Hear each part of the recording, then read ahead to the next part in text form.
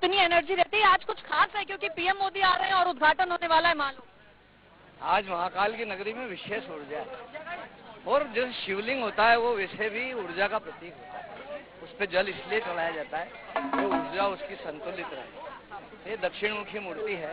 बाबा महाकाल की और इस मूर्ति पर आनंद और उल्लास का जो महक है वो आज चारों ओर फैल रही है महाकाल लोक के। अच्छा, आप चूंकि यहाँ पर बहुत टाइम, कैसा काम किया यहाँ की सरकार ने? प्रधानमंत्री नरेंद्र मोदी आ रहे हैं, कैसे चीजें बदली? देखिए, भारतीय हिंदू संस्कृति का प्रतीक उत्तर से लेकर दक्षिण तक और कश्मीर से कन्याकुमारी तक है और बाबा महाकाल के स्वरूप को निखारने के लिए शिवराज सिंह चौहान ने जो प्रयास किए हैं वो स्तुत्य है, प्रणम्य है, अभिनंदनीय, वंदनीय है। और वो जो संकल्पना नरेंद्र मोदी जी ने दी थी उसका आज साकार हो गया। पीछे अगर आप वो तस्वीरें देख पा रहे हो, सुन पा रहे होंगे तो वो तस्वीर आप देखिए, ये उज्जैन नगरी है और उज्जैन की नगरी पूरी तरह से सज चुकी है।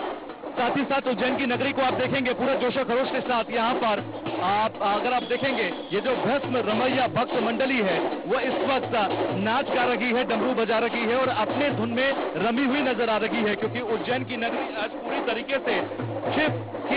शिव के लय में शिवमय होकर पूरी तरह से झूम रही है। महाकाल की नगरी आज अलौकिक, अविस्मरणीय, अकल्पनीय नजर आ रही है, क्योंकि ये इनक्रेडिबल तस्वीरें हम देख रहे हैं उज्जैन के अंदर। और इस वक्त क्योंकि मैं बताऊं प्रधानमंत्री नरेंद्र मोदी लगभग 5 से 6 बजे के बीच में यहाँ पहुंचने की उनकी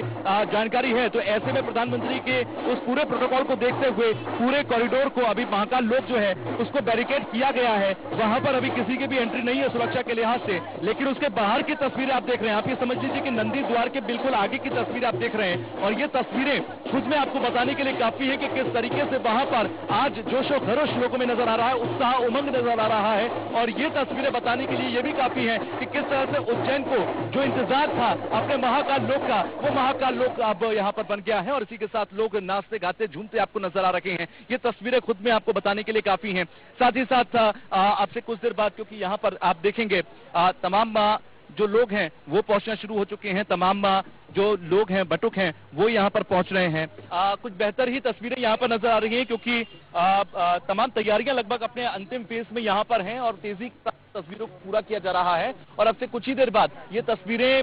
जो हैं वो मूर्त रूप में नजर आएंगी, मतलब कि साकार होती नजर आएंगी। तो इन तस्वीरों का सभी का इंतजार है, आपको भी, मुझको भी, हमारे दर्शकों को भी, और अब से कुछ देर बाद वो तमाम चीजें हमें होती हुई भी नजर आएंगी। इस वक्त हम महाकाल लोक से थोड़ी ही दूरी पर मौजूद हैं और ये खूबसूरती आप